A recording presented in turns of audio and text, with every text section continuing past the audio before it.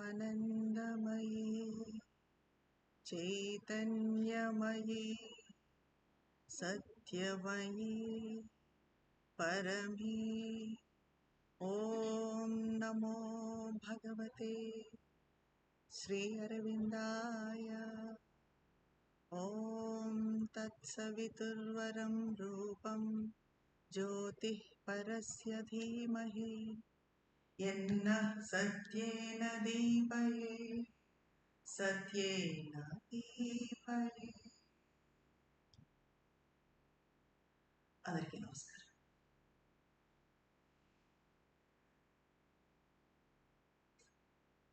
ఈ రోజు నుంచి మనం లాస్ట్ సెషన్లో చెప్పుకున్నాము ట్రాన్స్ఫర్మేషన్. మన యోగమే ట్రాన్స్ఫర్మేషన్ యోగా, రూపాంతరీకరణ యోగం. మిగిలిన యోగాలన్నింటిలో సాక్షాత్కారంతో సరిపోతుంది, ముక్తితో సరిపోతుంది. కానీ మన యోగం అలా కాదు. మన అస్తిత్వం మొత్తము ట్రాన్స్ఫార్మ్ కావాలి, రూపాంతరం చెందాలి. మన అస్తిత్వంలోని భాగాలన్నీ కూడా, మన అస్తిత్వంలోని భాగాలు అన్నది మనసు, ప్రాణము, శరీరము అన్నది మనకు తెలుసు.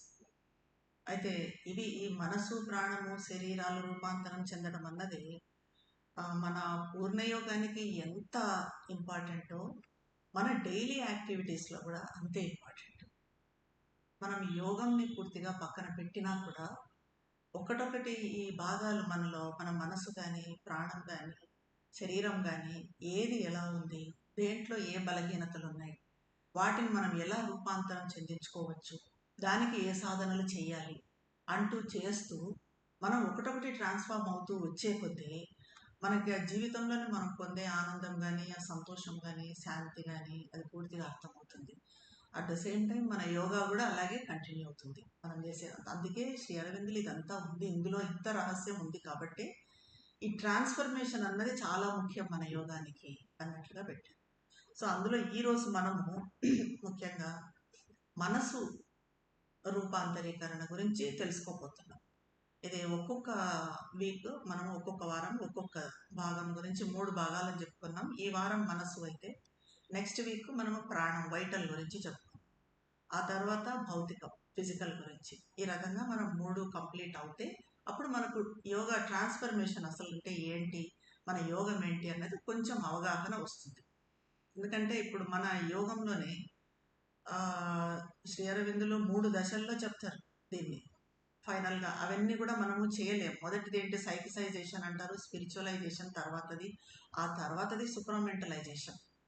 సో మనము ఈ స్పిరిచువలైజేషన్ కానీ, సుప్రామెంటలైజేషన్ కానీ వాటి గురించి ఆలోచించడానికే మనకు సరిపోతుంది. మనకు ఫస్ట్ బేసిక్ ఏమంటే మన మనసు ఎలా ట్రాన్స్ఫార్మ్ చేయాలి, ప్రాణం ఎలా, శరీరం ఎలా అన్నది. అయితే పూర్ణయోగంలో ముఖ్యంగా ప్రతి చిన్న విషయంతో సహా మొత్తం లౌకిక జీవితాన్ని మనము ట్రాన్స్ఫార్మ్ చేయాల్సి ఉంటుంది. ఏదో ఫలానాది ట్రాన్స్ఫార్మ్ చేస్తే మనం సరిపోతుంది, ఫలానాది మనం పరివర్తన చెందిస్తే సరిపోతుంది అనటానికి లేదు. ప్రతి చిన్న విషయం, ఈచ్ అండ్ ఎవ్రీథింగ్, ప్రతి చిన్న విషయం కూడా చాలా ఇంపార్టెంట్. ఇక్కడ చిన్నది అనేది కానీ, అల్పమైనది అని కానీ, ఇది పెద్దగా మనం పట్టించుకోవాల్సిన అవసరం లేదు అని అనుకోవడానికి లేదు. ప్రతిదీ అంటే ఎలా అంటే మనం ఇప్పుడు ఏదో ఇక్కడ ఉన్నప్పుడు, ఈ ధ్యానం చేస్తున్నప్పుడు, లేదా ఇంట్లో కూడా సావిత్రి బుక్, లైఫ్ డివైన్ ఇలాంటివి చదువుతున్నప్పుడు నేను మంచి దీంట్లో ఉంటాను, ధ్యాన పొజిషన్లో ఉంటాను, మంచి శాంతిగా ఉంటాను, మంచి చైతన్యంతో, ఉన్నత చైతన్యంతో ఉంటాను.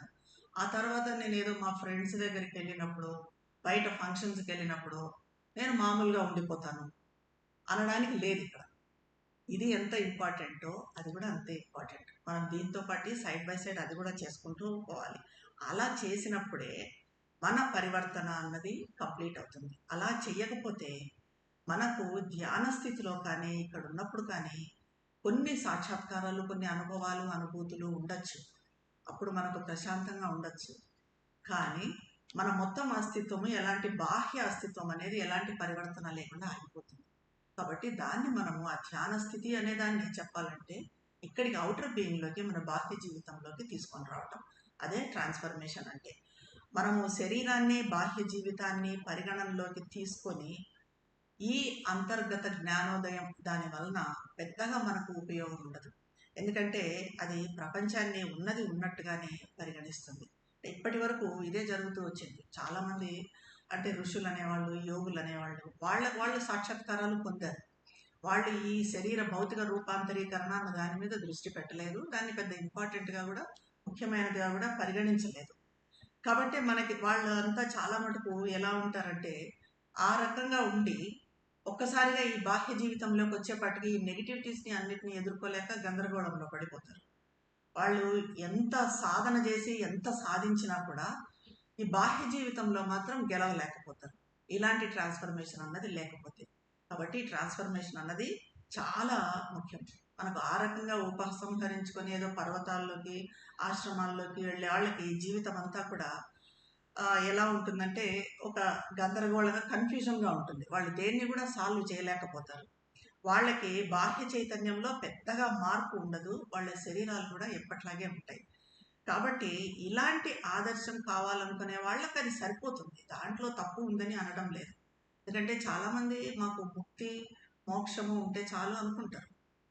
ముక్తి వస్తే చాలు, సాక్షాత్కారం అయితే చాలు, ఆత్మ సాక్షాత్కారము, భగవత్ సాక్షాత్కారము అలాంటివి అయితే చాలు మాకు అనుకుంటారు. సో అలాంటి వాళ్ళకి ఆదర్శం సరిపోతుంది. అలాంటి వాళ్ళు వెళ్ళి తపస్సులు చేసుకుంటూ ఏమైనా చేసుకుంటూ ఉంటారు. కానీ మన యోగంలో మాత్రం మన యోగ లక్ష్యము, మన యోగంలోని ముఖ్య ఉద్దేశం ఏమంటే రూపాంతరీకరణ. మనం రూపాంతరం చెందాలి. అది మరి అవుతుందా పూర్తిగా అంటే ఈ జన్మలో కాకపోవచ్చు, కానీ మళ్ళీ జన్మెత్తుతాము, మళ్ళీ ఇంకా ప్రయత్నం. ఇది ఇప్పుడు జన్మలో ఇంతవరకు మనం చేసింది మన సైకిక్ బీయింగ్ని ఎంత మటుకు డెవలప్ చేసాము అన్నది డెఫినెట్గా నెక్స్ట్ జన్మకి మళ్ళీ మనకి కంటిన్యూ అవుతుంది. అదే కంటిన్యూ అవుతుంది. ఇప్పుడు చేస్తున్న ఏ శ్రమ కూడా మనకు వృధా కాదు.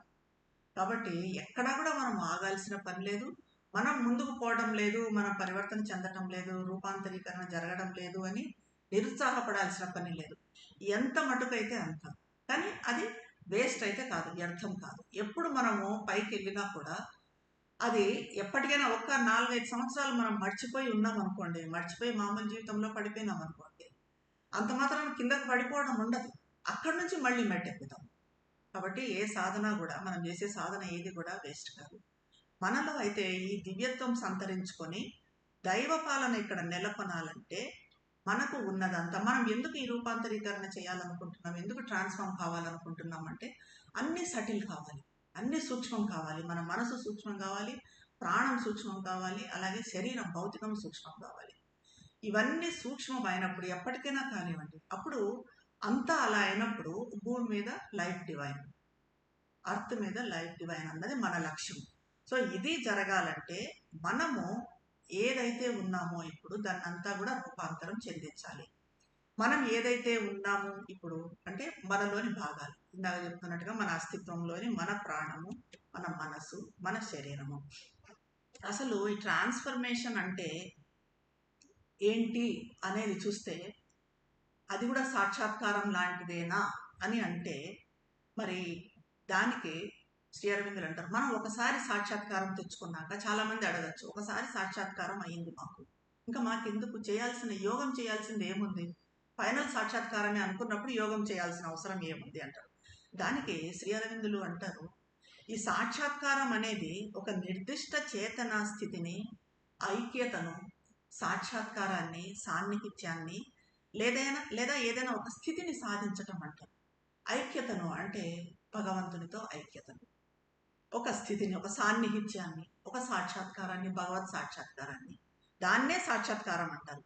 మనము ఇప్పుడు మన హృదయంలో పరమేశ్వరుడితో లేదా జగన్మాతతో సాన్నిహిత్యాన్ని సాక్షాత్కరించుకోవచ్చు, ఎప్పుడు భగవంతుడితో ఉన్నట్టుగా సాక్షాత్కరించుకోవచ్చు. లేదా విశ్వమంతటా వ్యాపించి ఉన్న దైవము పరబ్రహ్మంతో ఐక్యతను సాక్షాత్కరించుకోవచ్చు. ఈ స్థితులు వాటిని సాధించిన వ్యక్తి నిర్దిష్ట భాగానికి మాత్రమే పరిమితమై ఉంటాయి. అంటే వ్యక్తి ఏ భాగంలో ఆ సాక్షాత్కారాన్ని సాధించాడో, ఉదాహరణకు హృదయంలో అతను భగవంతునితో సాక్షాత్కారం చెందుకొని ఉంటే అది హృదయానికి మాత్రమే పరిమితమై ఉంటుంది. మిగిలిన భాగాల్లో ఎలాంటి మార్పు ఉండదు, హృదయంలో మాత్రమే మార్పు ఉంటుంది. అంటే శ్రీ అరవిందుల భావనలో రూపాంతరీకరణ అన్నది ఈ రకంగా హృదయానికి మాత్రమే కాదు, హృదయం ఒక్కటే అయితే సరిపోదు, మనసుకు, ప్రాణానికి, భౌతిక రూపానికి, మన శరీరానికి, వీటన్నిటికీ కూడా ఈ రూపాంతరీకరణ ప్రతి చిన్న కణానికి, మనలో ఉన్న మన శరీరంలోని ప్రతి చిన్న సెల్ కూడా రూపాంతరం చెందాలి. ఇదే మన యోగం. అప్పుడే మానవ శరీరం అంటే మన శరీరము ఇప్పుడు ఎలా అయితే అన్ని నెగిటివిటీస్తో, అన్ని బలహీనతలతో ఉందో, అన్ని జడత్వాలతో ఉందో, అది ఒక దివ్య శరీరంగా మారుతుంది.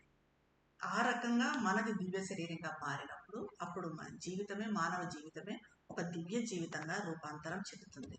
సో ఈ నేపథ్యంతో, ఇది మన నేపథ్యం. మనం ఈ రూపాంతరీకరణ అనే దాంట్లో ముఖ్యమైన అంశాలు ఏంటి? ముఖ్యంగా మనసు గురించి, మనసు రూపాంతరీకరణ అని చెప్తున్నాం. మొదట ఆ మనసు పరివర్తన చెందించడానికి మనం ఏం చేయాలి? ఈరోజు మనం అంతా కూడా సాధనలే. నాలెడ్జ్ కన్నా కూడా సాధనలు ప్రాక్టికల్గా మనం ఎలా చేయాలి అనేది ప్రతిదీ సాధనే. ఇందులో ప్రతి వాక్యము మనకు ఒక సాధనే. ఇప్పుడు మామూలుగా అయితే మనిషి మానసిక జీవి. ఎందుకంటే మనసు అన్నది మనకి పరిణామంలో జంతువు తర్వాత వచ్చింది. మనసు జంతువు స్టేజ్లో మనసు వచ్చింది, కానీ అది undeveloped, not fully developed. Fully developed mind అనేది మనకి ఎప్పుడు వచ్చిందంటే టోటల్లీ డెవలప్డ్ మైండ్ మన విషయంలో, మన వరకు వచ్చేపాటికి, మనిషి వచ్చేపాటికి వచ్చింది. సో ఇప్పుడు యాక్చువల్గా మానసిక జీవి, మనసు అంటే ఏంటి? విషయాలను అర్థం చేసుకోవటము, విషయాలను గ్రహించటం. మనం అర్థం చేసుకుంటాం, గ్రహిస్తాం, ఆలోచిస్తాం, నిర్ణయిస్తాం. ఇవన్నీ జంతువులు చేయలేవు, మనం మాత్రమే చేయగలుగుతాం మనసుతో చేసేది. సో మనకి అత్యంత ముఖ్యమైన సాధనం ఏదైనా గ్రహించాలన్నా, జ్ఞానం కానీ ఏది చేయాలన్నా ముఖ్యమైన సాధనం ఏంటంటే మనసు. దీన్ని తప్పకుండా ఒప్పుకోవాలి మనం. అయితే ఇంత ముఖ్యమైన మనసును మరి మనము ఊరికి అలా వదిలిపెట్టకూడదు. దాన్ని శుద్ధి చేయాలి, ఉన్నతీకరించాలి, ఇంకా వృద్ధి చెందించాలి, పెంపొందించాలి, విస్తరింప చేయాలి అండ్ ప్యూరిఫై చేయాలి. ఇవన్నీ కూడా చేస్తూ మన మనసును ఉన్నత చైతన్యం అందుకోవటానికి అనువుగా తెరిచిపించాలి. ఇప్పుడు మనం ఉన్నత చైతన్యాన్ని అందుకోవాలి అని అంటే మన మనసు ఓపెన్ అయి ఉంటేనే ఆ చైతన్యాన్ని అందుకోగలుగుతాం. మదర్ కాన్షియస్నెస్ మనలోకి రావాలి, మనకు కావాలి అనుకుంటూ ఉన్నాం. ఎప్పుడు వస్తుంది అది? మనం అన్ని మనసులో గందరగోళాలతో, అన్ని ఆలోచనలతో, అన్నింటితో ఉంటే ఏ రకంగా అది లోపలికి వస్తుంది? అన్ని అడ్డంకులు ఉంటే ఎప్పుడు అది వస్తుంది? మన మనసును ఓపెన్ చేసినప్పుడు, పూర్తిగా మనం మనసును పూర్తిగా శుద్ధి చెందించి, అభివృద్ధి చెందించి, ఓపెన్ చేసినప్పుడు అప్పుడు ఆ ఉన్నత చైతన్యాన్ని, మదర్ కాన్షియస్నెస్ని అందుకోగలుగుతాం. సో దానికి మరి మనం ఎలా చేయాలి అంటే, ముందుగా ఆలోచనల విషయానికి వస్తే, ఫస్ట్ మనకు మనసు అంటే ఆలోచనలు అంటే మనసులో జరిగే యాక్టివిటీని అంతా కూడా మనం ఆలోచనలు అంటాం. దీన్ని మనం గమనించాలి అంటే ముందుగా మనలో ఆలోచనలు సాగుతున్నాయి అన్న ఎరుక ఉండాలి. ఇప్పుడు మనం ఆలోచిస్తున్నాము, ఒక్కసారి మనల్ని మనం అబ్జర్వ్ చేసుకుంటే ఏం ఆలోచిస్తున్నాము అన్నది మనకు తెలియదు. ఈ ఆలోచనలు అన్నవి కంటిన్యూస్గా ఒక స్ట్రీమ్ ఆఫ్ కాన్షియస్నెస్ లాగా వెళ్ళిపోతూ ఉంటాయి, సంబంధం ఉండదు, ఒక ప్రవాహం లాగా ఉంటుంది.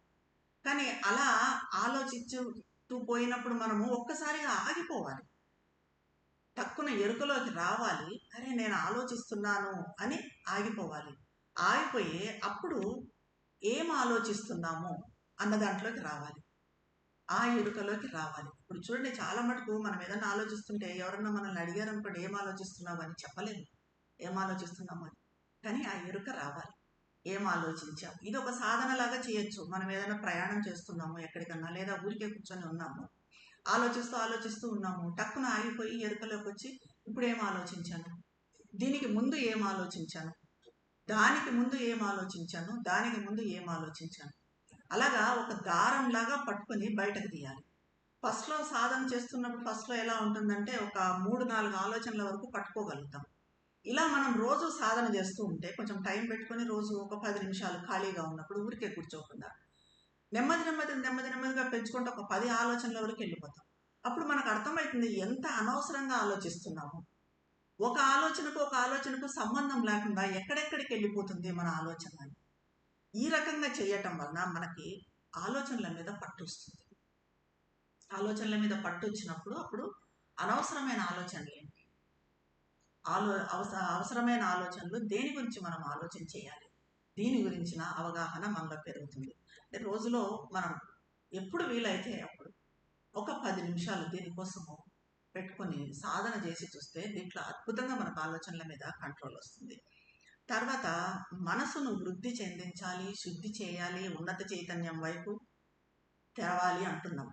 దీనికి మరి ఏం చేయాలి అని అంటే దానికి ముఖ్యంగా ధ్యానమే ప్రధాన సాధన. ధ్యానం చేయటం వల్లనే మనకు నెమ్మదిగా మనసు వృద్ధి చెందుతూ శుద్ధి చెందుతూ ఓపెన్ కావడం అన్నది, ఉన్నత చైతన్యానికి ఓపెన్ కావటము అన్నది జరుగుతుంది. అయితే ధ్యానంలో మన మొదటి ప్రయత్నము మనసును ప్రశాంతపరచడం. ఎందుకంటే ధ్యానం చేద్దామని కళ్ళు మూసుకొని కూర్చుంటూనే మనకు ఫస్ట్ జరిగేది ఏంటంటే ఒక్కసారిగా ఆలోచనలన్నీ చుట్టుముట్టాయి. ఎవరితోన్నా మాట్లాడుతూ ఏదైనా యాక్టివిటీలో ఉన్నప్పుడు ఎప్పుడు చూడండి ఆలోచనలు రావు. ఎప్పుడు ఆలోచనలు వస్తాయి? మనం ఊరికే కూర్చొని కళ్ళు మూసి, ఎస్పెషల్లీ ధ్యానం చేసినప్పుడు డెఫినెట్గా ఆలోచనలు వస్తాయి. అయితే మనము రోజు ఒక 2-3 సార్లు క్రమం తప్పకుండా ధ్యానం చేస్తూ దాన్ని ఆ ఆలోచనల ప్రవాహాన్ని అడ్డుకోవడం అన్నది చేయగలిగితే అప్పుడు ఈ ఆలోచనలు మన కంట్రోల్లోకి వస్తాయి. దీనికి ఎలా అంటే కొన్ని పద్ధతులు మదర్ చెప్తారు. ఇవే పద్ధతులు బుద్ధిజంలో కూడా చెప్తారు. దాన్నే మదర్ చెప్తారు. 4 పద్ధతులు చెప్తారు. ఆలోచనలను మనం ధ్యానంలో కూర్చున్నప్పుడు ఆలోచనలను ఎలా నియంత్రించుకోవాలి. ధ్యానంలో కూర్చున్నప్పుడు ఆలోచనలు వస్తాయి. అప్పుడు ఆలోచనలను గమనించాలి. ఏదో ఆలోచన వస్తుంది, దాన్ని గమనిస్తూ ఉండాలి. అంటే మనం వేరైపోవాలి ఒక సాక్షిలాగా. దాంట్లో పాలు పంచుకోకూడదు. దాంట్లో పాలు పంచుకోవటం అంటే ఇప్పుడు ఎవరి మీదనన్నా మనకు కోపం వచ్చినట్లుగా అదేదో నెగిటివ్ ఫీలింగ్ వచ్చింది, వెంటనే మనం కోపం తెచ్చేసుకొని అక్కడే దానికి ఏం నేను చేయాలి, ప్రతిచర్య ఏం చేయాలి, అది పాలు పంచుకోవడం అంటే. అలా కాకుండా మనకు కోపం వచ్చే ఆలోచనే వచ్చింది, ఓ ఇది నెగిటివ్ ఆలోచన, నాలో కోపం వచ్చిన ఆలోచన వస్తుంది, వాళ్ళ మీద కోపం వస్తుంది, జస్ట్ అబ్జర్వింగ్ అంతే. అది ఒక సాక్షిలాగా. ఆ తర్వాత ఇంకొకటి ఏదో ప్రశాంతమైనది, ఏదో మంచిగా ఆహ్లాదకరమైనది వచ్చింది, అది కూడా మనం నవ్వుకోవడం అది కాకుండా ఓ ఇది ఆహ్లాదకరమైన ఆలోచన, ఇది నాకు ఈ ఆలోచన వచ్చింది, అంటే నేను చూస్తున్నాను అంతే. ఒక సాక్షిలాగా అనమాట. ఒక సాక్షిలాగా ఆలోచనల్లో పాలు పంచుకోకుండా మనం అలా చూస్తూ ఉన్నప్పుడు ఆ ఆలోచనల ప్రవాహం అన్నది తగ్గుతుంది. అప్పుడు ఈ రకంగా వాటి వేగం తగ్గుతూ వచ్చే కొద్దీ మనలో దాగి ఉన్న విషయాలను, మన స్వభావాన్ని అది బయటికి తెస్తుంది. నెమ్మదిగా ఎలా అవుతుందంటే అది మనం ఒక సాక్షిలాగా తయారవుతాము. ఆ సాక్షిలాగా మనం బయట వేరే వ్యవహారాల్లో మామూలుగా ధ్యానంలో కాకుండా మామూలుగా ఏదైనా చేస్తూ ఉన్నా కూడా మనకు మనమే ఒక సాక్షిలాగా అవుతాం. మనం చేస్తూ ఉంటాం కానీ సాక్షిలాగా అవుతాం. మేబీ అప్పుడే వెంటనే మనం దాన్ని కంట్రోల్ చేయలేకపోవచ్చు. ఈ రకంగా కొంతకాలం జరిగే కొద్దీ మన మీద మనకు నియంత్రణ అనేది వస్తుంది. సాక్షి భావన పెరిగే కొద్దీ మనలో ఈ నియంత్రణ పెరుగుతుంది. అలాగే మనలోని భావోద్వేగాల గురించి కూడా ఒక అవగాహన వస్తుంది. మనం కళ్ళు మూసుకొని కూర్చొని మన ఆలోచనలను ధ్యానంలో గమనిస్తూ ఉండే కొద్దీ ఒక భావోద్వేగం వచ్చింది, దాంట్లో మనం పాలు పంచుకోవటం లేదు. ఎప్పుడు అది మనం ప్రతిచర్య తీసుకుంటామంటే దాంట్లో పాలు పంచుకుంటున్నాం. దాన్ని ఊరికే మనము అబ్జర్వ్ చేస్తూ సాక్షిలాగా ఉన్నాం అనుకోండి, ఆ తర్వాత మనకు అర్థమవుతుంది, ఓహో ఇలాంటి భావోద్వేగం నాలో కలుగుతుంది, ఇది అవసరం లేదు, దీన్ని నేను తగ్గించుకోవాలి, ఇది లేకుండా చేసుకోవాలి. ఈ రకంగా మనము పూర్తిగా జోక్యం చేసుకోవటం అన్నది పూర్తిగా ఆలోచనలో తగ్గుతుంది. బయట ఉన్నప్పుడు కూడా, ధ్యానం నుంచి బయటకు వచ్చినప్పుడు కూడా ఇది దాని మీద పనిచేస్తుంది. ఇలా మనము ఆలోచనలను నియంత్రించుకోవచ్చు. ఇది కొంచెం స్లో ప్రాసెస్, దీనికి టైం పడుతుంది, కానీ సులభమైన పద్ధతి ఇది. మనకు పెద్దగా కష్టపడాల్సిన అవసరం లేదు. కళ్ళు మూసుకొని ఆలోచనలను గమనించటమే. ఫలితం కొంచెం నిదానంగా రావచ్చు, కానీ మనకంత కష్టం ఉండదు. అది ఒక పద్ధతి. ఇప్పుడు ఆలోచనలను గమనించడం అన్నది ఒక పద్ధతి. ఇంకా రెండవ పద్ధతి ఆలోచనలను నిరాకరించటం. ఇది చాలా కష్టమైనది. ఎందుకంటే మన ఆలోచనలు ఇప్పుడు బయట నుంచి ఇలా మన మనసులోకి వస్తున్నాయి. ఎక్కడి నుంచి వస్తున్నాయని వస్తున్నప్పుడు అక్కడే పసిగట్టి అక్కడి నుంచి అట్లనే బయటికి పంపించేయాలి, రిజెక్ట్ చేయాలి. ఇది చాలా కష్టమైనది. ఎందుకంటే ఆలోచనలు ఇట్లా వస్తున్నాయి, ఎక్కడొస్తున్నాయి, ఎక్కడి నుంచి వస్తున్నాయని పట్టుకోవడమే చాలా కష్టం. దాన్ని పట్టుకొని ఇంకా అది వద్దు, నాకు రాకూడదు అని దాన్ని రిజెక్ట్ కొట్టేసేయడం దానికి. ఇది చాలా కష్టం, కానీ చాలా ఫాస్ట్గా మనకు ఫలితం వస్తుంది అనమాట. చాలా తొందరగా ఆలోచనల మీద కంట్రోల్ వస్తుంది. దీన్ని కూడా మనం ప్రయత్నం చేయొచ్చు, చేయకూడదని కాదు. శ్రీ అరవిందులు చేశారు. లేలేతో కూర్చున్నప్పుడు, విష్ణు భాస్కర్ లేలేతో కూర్చున్నప్పుడు శ్రీ అరవిందులు అదే చేశారు. కానీ ఇది కొంచెం కష్టమైనది, కాకపోతే మనకు ఫలితం కూడా తొందరగా వస్తుంది. ఇది రెండవ పద్ధతి. ఇదేంటి, ఆలోచనలు ఆలోచనలు మనకు ఇక్కడికి వస్తున్నప్పుడు దాన్ని అక్కడి నుంచి అట్లే రిజెక్ట్ చేయడం. ఇంకా మూడవ పద్ధతి ఆలోచనలను పట్టించుకోకుండా ఉండటం. మనం సాధనలో కూర్చున్నాం, ధ్యానంలో కూర్చున్నప్పుడు ఏదో ఒక ఆదర్శం గురించి కానీ, లేకపోతే ఏదో ఒక పాయింట్ పెట్టుకొని కానీ, ఒక బల్బు పెట్టుకుంటారు కొంతమంది, ఒక పాయింట్ పెట్టుకొని దాన్ని చూస్తూ ఏకాగ్రతగా ధ్యానం చేస్తారు. కళ్ళు మూసుకొని మన బ్రుకుటి మీద ఏకాగ్రత పెట్టి కూడా ధ్యానం చేయొచ్చు. ఆ రకంగా మన హృదయం మీద ఏకాగ్రత పెట్టి కూడా ధ్యానం చేయొచ్చు. అలా ఏకాగ్రత పెట్టి చేస్తూ ఉన్నప్పుడు ఆలోచనలు వస్తాయి అప్పుడు కూడా, కానీ వాటిని పట్టించుకోకూడదు. అవి వస్తూ ఉన్నాయి, పోతూ ఉన్నాయి. కానీ మనం ఏం చేస్తున్నాము, మన బ్రుకుటి మధ్యలో ఇక్కడ కాన్సన్ట్రేషన్ ఉంది, అక్కడే కాన్సన్ట్రేషన్ పెట్టాం. లేదా దేని గురించో ఏదన్నా ఒక ఆదర్శం పెట్టుకున్నాము, దాని గురించి ఆలోచిస్తున్నాము, ఒక కళ కానీ ఏదైనా కానీ దాని గురించి అంతే. పక్కన ఒకటి రాస్తున్నాం. మనము ధ్యానం చేయనప్పుడు కూడా, మనం కూర్చొని రాస్తున్నప్పుడు కూడా ఆలోచనలు వస్తాయి, కానీ మనం రాసే దాని మీద దృష్టి పెడతాం, ఆలోచనలను పట్టించుకుంటాం. ఇది మనము ఇదొక పద్ధతి ఫాలో కావచ్చు. అంటే ఏది వచ్చినా కూడా, ఏ ఆలోచనలు వచ్చినా కూడా మన కాన్సన్ట్రేషన్ మదర్ ఫోటోని చూస్తున్నాము. మదర్ ఫోటోను చూస్తూ ఫర్ ఎగ్జాంపుల్ ధ్యానం చేస్తున్నాము. ఆలోచనలు వస్తున్నాయి, పోతున్నాయి, మనకు సంబంధం లేదు. వస్తున్నాయి, పోతున్నాయి, మనం ఏం చేస్తున్నాము, మదర్ ఫోటోనే చూస్తున్నాము. కళ్ళు మూసుకొని కొన్ని మదర్నే తలుచుకుంటున్నాం అంతే. మా మా మా జపం కూడా మా మా మా ఆలోచనలు వస్తాయి, పోతాయి. మన దృష్టి మాత్రం ఎక్కడుంది, ఓన్లీ జపం మీదనే ఉంది. ఆ రకంగా అదొకటి. ఇంకా నాలుగవ పద్ధతి ఆలోచనలను వేరు చేయడం అంటారు. వేరు చేయడం అంటే మనలో ఇప్పుడు పాజిటివ్ ఆలోచనలు ఉంటాయి, నెగిటివ్ ఆలోచనలు ఉంటాయి. ప్రతి ఒక్కరిలో ఉంటాయి. మేబీ పర్సంటేజ్ అటు ఇటుగా ఉండొచ్చేమో, కానీ ఒక్కరికి ఎంత సాధన చేసిన వాళ్ళకైనా అప్పుడప్పుడు నెగిటివ్ ఆలోచనలు తప్పనిసరిగా వస్తాయి. పాజిటివ్ ఉంటాయి, నెగిటివ్ ఉంటాయి. వీటిలో మనము పాజిటివ్ ఆలోచనలను, నెగిటివ్ ఆలోచనలను వేరు చేయాలి. మరి ఎలా ఇది వేరు చేయడం అంటే, పాజిటివ్ ఆలోచనలు అంటే మనకు ఉత్సాహాన్ని ఇచ్చేటివి, మనకు సంతోషాన్ని ఇచ్చేవి, శాంతిని ఇచ్చేవి. ఇవన్నీ కూడా మనకు పాజిటివ్ ఆలోచనలు. మనల్ని ఏదన్నా మన డెవలప్మెంట్ కోసం, మన ప్రోగ్రెస్ కోసము ఉపయోగపడే ఆలోచనలు. నేను ఫలాంది చదవాలి, ఫలాంది రాయాలి, ఫలానా సత్సంగంలో పాల్గొనాలి, ఇవన్నీ కూడా పాజిటివ్ ఆలోచనలు. ఫలానా మంచి పని చేయాలి, సమాజానికి ఏదో చేయాలి, ఎన్విరాన్మెంట్కి ఏదో చేయాలి, ఇవన్నీ పాజిటివ్ ఆలోచనలు. ఇవి మనకు సంతోషాన్ని ఇచ్చేవి, ఎప్పుడు తృప్తినిచ్చేవి. ఇంకా నెగిటివ్ ఆలోచనలు అయితే, ఏ ఆలోచనలు అయితే మనకు బాధను, దుఃఖాన్ని, నైరాస్యాన్ని ఇస్తాయో, ఏ ఆలోచన కలిగితే మనకు బాధ అనిపిస్తుందో, దుఃఖంగా ఉంటుందో, డిప్రెషన్ వస్తుందో, డ్రైన్ అయిపోతామో, కొన్ని ఆలోచనలు మనం డ్రైన్ చేస్తాయి, పూర్తిగా మన శక్తిహీనం చేస్తాయి. సో అలా అవుతాము. అలాంటి ఆలోచనలు నెగిటివ్ ఆలోచనలు. వీటిని రెండింటిని వేరు చేయాలి. పాజిటివ్ ఆలోచనలు ఏంటి, నెగిటివ్ ఆలోచనలు ఏంటి. పాజిటివ్ ఆలోచనలను యాక్సెప్ట్ చేయాలి, నెగిటివ్ ఆలోచనలను రిజెక్ట్ చేయాలి. నెగిటివ్ ఆలోచన రాగానే మనము ఎరుకలోకి రావాలి. ఇది నెగిటివ్ ఆలోచన, దీనివల్ల నాకు ఏమైతుంది, దుఃఖం కలుగుతుంది, బాధ అనిపిస్తుంది, నేను డ్రైన్ అయిపోతున్నాను, ఇది నాకు అవసరం లేదు, రిజెక్ట్ ఇట్. దాని స్థానంలో ఏం పట్టాలి, let us think about positive things. మనం ఏం చేయబోతున్నాము, పాజిటివ్ థింగ్స్ ఏం చేయాలి, ఇంకా ఏం రాయాలనా, చదవాలనా, లేక బయట ఎవరినైనా ముఖ్యమైన పనికి కలవాలనా, ఆఫీస్ పని కానివ్వండి, ఏదైనా కానివ్వండి, పాజిటివ్ ఆలోచన. దీని ప్లేస్లో పాజిటివ్ ఆలోచనలు పెట్టడం. ఈ రకంగా వీటన్నిటికీ కూడా ఎరుక మనం మెయిన్ ఎరుకలోకి రావటము, వాటిని రిజెక్ట్ చేయడము, వీటిని వాటి స్థానంలో పెట్టడం. ఇవి 4 పద్ధతులు. ఇప్పుడు 4 పద్ధతులు చెప్పుకున్నాం మనం. 4 పద్ధతుల్లో మొదటిది ఏంటి, ఆలోచనలు సాక్షిలాగా గమనిస్తూ ఉండటం. ఇది సులభం అని చెప్పాను. ఇంకా రెండవ పద్ధతి వచ్చేసి ఆలోచనలను బయట నుంచి అట్లాగే రిజెక్ట్ చేయడం, ఇక్కడ వస్తుంది పంపించేస్తున్నాం అని. ఇంకా మూడవది వచ్చేసి మనం పెట్టాల్సిన దాని మీద కాన్సన్ట్రేషన్ పెట్టడం. ఆలోచనలు వస్తూ ఉన్నా కూడా వాటిని పట్టించుకోకుండా మనం దేని మీద అయితే కాన్సన్ట్రేషన్, ఏకాగ్రత పెడుతున్నామో దాన్ని పెట్టడం.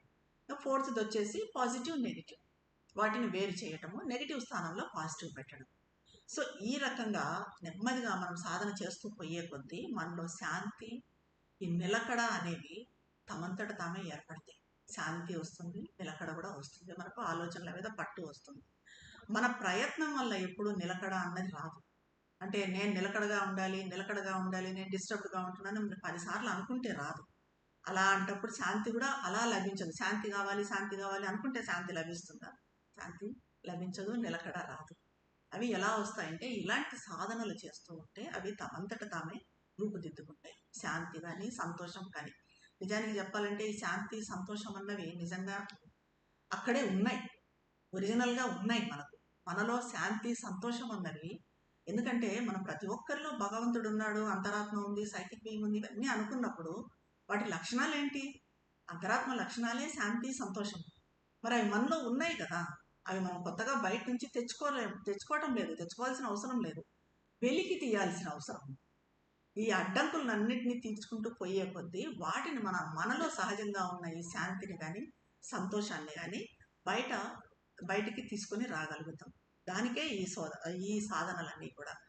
సో మనలో ఇంకా లోతుగా చూస్తే ఎప్పటికీ మారని, భంగం కలగని ఒక దృఢమైన శాంతి పొర ఉంటుంది అంటారు మదర్. ఈ శాంతి సంతోషాలు ఇప్పుడు మన చేత తయారు చేయబడినవి కాదు, అవి భగవంతుడు ఇచ్చినవి. అయితే దేవుడిచ్చిన ఈ బహుమతులను గుర్తించేంత సూక్ష్మత మనలో ఉండాలి. ఆ సటిల్నెస్ అనేది మనలో ఉండాలి. ఆ సూక్ష్మత అన్నది మనలో ఉంటే అవి నెమ్మదిగా తమను తాము రివీల్ చేసుకుంటాయి, తమను తాము వెల్లడి చేసుకుంటాయి. చాలా మటుకు ఇంకొక విషయము, మనం ఆలోచనలు అనేవి మనం ఆలోచిస్తున్నాము అనుకుంటాం, మన లోపల నుంచి వస్తున్నాయి అనుకుంటాం. కానీ ఈ ఆలోచనలు అనేవి విశ్వ వాతావరణం నుంచి, యూనివర్సల్ అట్మాస్ఫియర్ నుంచి కూడా వస్తాయి.